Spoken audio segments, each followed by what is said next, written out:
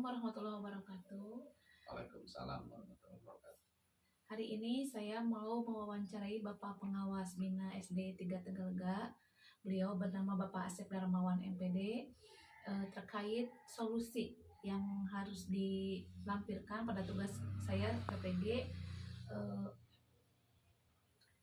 sebagai pembukanya. Bapak, sebelumnya saya minta waktu Bapak untuk diwawancarai karena saya ada tugas PPG untuk bertanya terkait permasalahan di sekolah yang kebetulan sekarang solusinya harus bagaimana gitu Pak, supaya pengajar, pendidik gitu ya meningkat dalam pembelajaran di sekolahnya, terutama saya gitu Pak. Baik Bapak, bisa dimulai pertanyaan Pak ya? Boleh, silakan. Peserta didik bingung saat bertanya dan menjawab pertanyaan kepada gurunya. Solusinya gimana Pak supaya peserta didik tidak bingung lagi gitu Pak? Iya. Terima kasih Bu Risma ya. Mudah-mudahan dengan adanya kegiatan ini bisa membantu Ibu di dalam meningkatkan kinerja Ibu dalam sebagai pemimpin pembelajaran di sekolah, terutama untuk mengikuti proses PPG ya saat ini. Nah, tadi ada masalah bagaimana itu solusi ya. Solusi untuk mengatasi anak yang sulit bertanya. Anak yang sulit bertanya itu memang sering terjadi ya Bu ya. Nah itu Ibu sebagai pemimpin pembelajaran harus mulai dari diri Ibu dulu ya. Ibu sebagai guru mulai dari diri. Kalau diri Ibu sudah tergerak, berarti Ibu sudah siap untuk bergerak dan menggerakkan proses pembelajaran yang baik. Nah solusinya itu pertama tentunya menciptakan suasana belajar atau kesiapan belajar Ibu. Anak harus siap dulu belajar, Ibu juga harus siap belajar. Sebelum Ibu mengajar, Ibu harus belajar dulu. Nah, yang kedua menciptakan proses pembelajaran yang aktif, dan yang ketiga selalu memberikan motivasi kepada anak. Jangan asal memberi materi, asal mengajar, selalu diberikan motivasi anak itu. Yang kedua mengurangi hal-hal yang emosional yang tidak ada hubungannya dengan kegiatan pembelajaran itu. Menciptakan keharmonisan di dalam kelas dan memperbanyak ruang-ruang kolaborasi ya. Jadi banyak diskusi, anak itu banyak curah pendapat, selalu memberikan bimbingan. Jadi anak itu harus dibimbing, harus dibersamai pembelajarannya, dan juga menyelipkan jenaka umpamanya kalau memang itu diperlukan. Itu saja Bu. Ya, untuk yang kedua Pak, kurangnya minat membaca pada peserta didik, solusinya harus bagaimana Pak?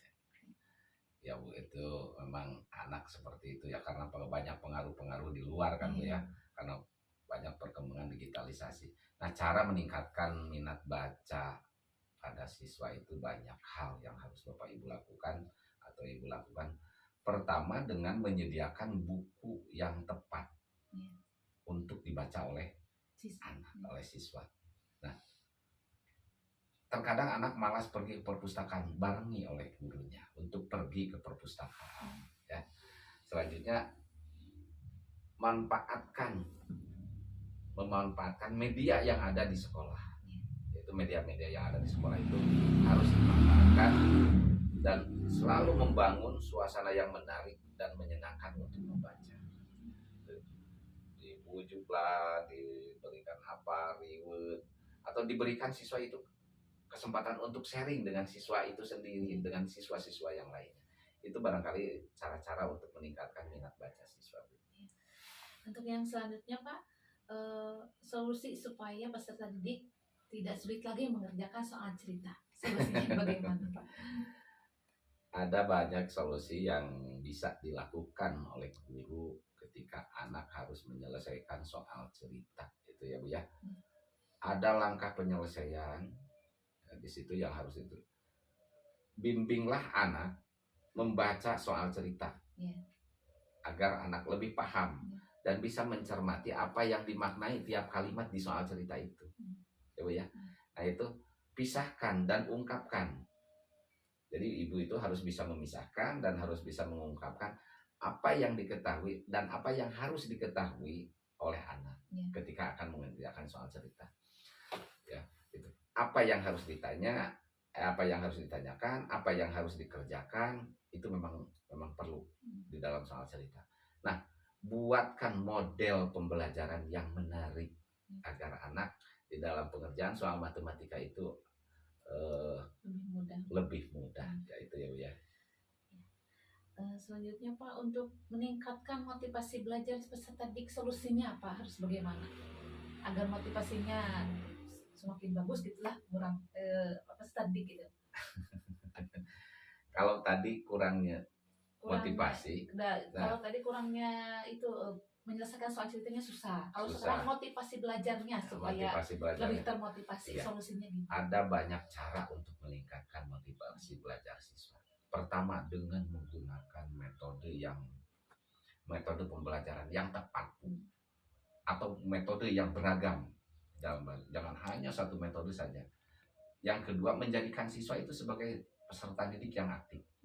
Berikan kesempatan untuk aktif di dalam pembelajaran, memanfaatkan media-media seoptimal mungkin, bukan semaksimal kalau di sini, tapi seoptimal mungkin ya.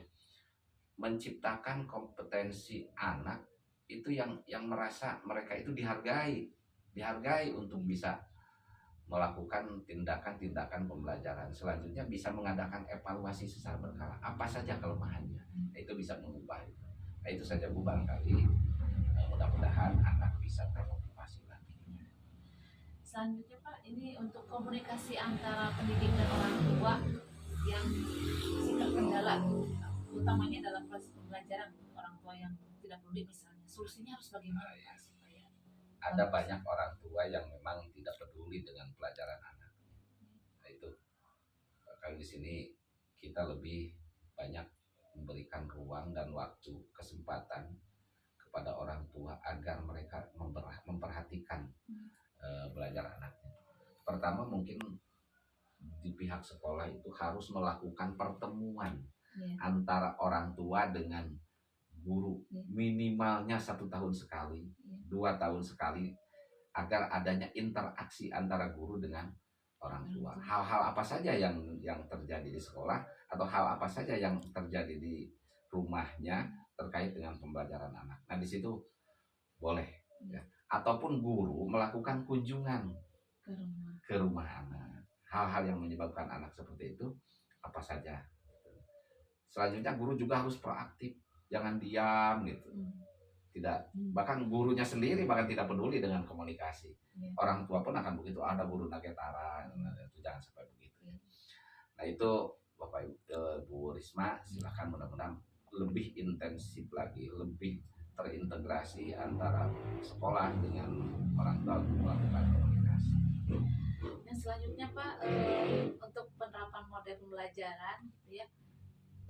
Saya juga masih kadang keliru gitu Pak, solusinya supaya model pembelajarannya bisa diberikan atau dimanfaatkan dengan baik, solusinya bagaimana? Agar model pembelajaran itu bisa diterapkan dengan baik. Nah itu pertama ibu harus banyak melakukan identifikasi masalah dan analisis kebutuhan pembelajaran anak itu apa.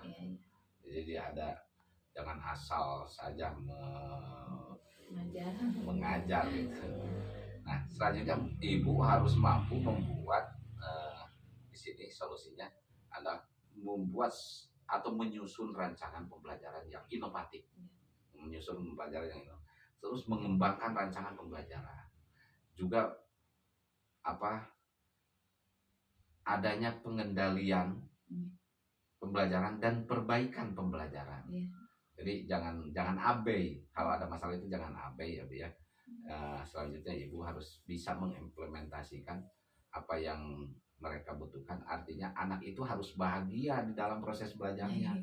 Artinya guru itu harus mampu memenuhi kebutuhan belajar anak ya Bu ya.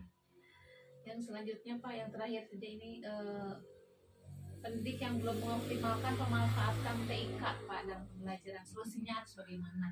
Emang sering terjadi itu? Ya kalau di SD saya apa ya begitu. Kadang ya orang guru misalkan teman saya, "Da ibu mah sepuh gitu." Apa jadi alasannya mungkin kayak gitu. Nah, solusinya bagaimana? Iya, ada banyak ya. Kenapa guru harus mengoptimalkan pemanfaatan TIK di dalam pembelajaran. Itu adalah sudah menjadi kebutuhan. Sudah harus banyak dilakukan oleh guru-guru. Solusinya adalah dengan mengadakan pelatihan terhadap guru-guru. Guru-guru juga harus banyak berlatih tentang penggunaan TIK. Terus juga melengkapi sarana dan prasarana infrastruktur yang terkait dengan TIK di sekolah. Itu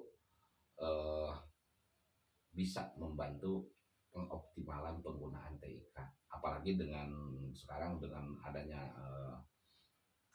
video pembelajaran digital, pembelajaran yang bisa mengakses jaringan itu. Nah, hal-hal itu harus dikuasai oleh guru saat ini. Artinya guru harus bergerak semua untuk meningkatkan proses pembelajaran. Tetapi ini harus guru itu harus benar-benar menuntun anak dengan tuntunan, karena guru itu adalah role model. Nah, kalau modelnya tidak bisa, gimana dengan anaknya? Nah, itu saja Bu ya. Mudah-mudahan ini bisa bermanfaat bagi Ibu. Saya ucapkan terima kasih atas kehadiran Ibu untuk bisa berinteraksi tentang kegiatan proses pembelajaran yang merupakan bagian dari kegiatan PPG ini. Terima kasih Bu ya. Ya Bapak, mungkin itu saja pertanyaan dari saya. Terima kasih. Mohon maaf telah mengganggu waktunya. Sekali lagi terima kasih atas bantuannya Pak. Ya, sama-sama. Semoga Bapak sehat Pak. Terima kasih Pak. Sama-sama.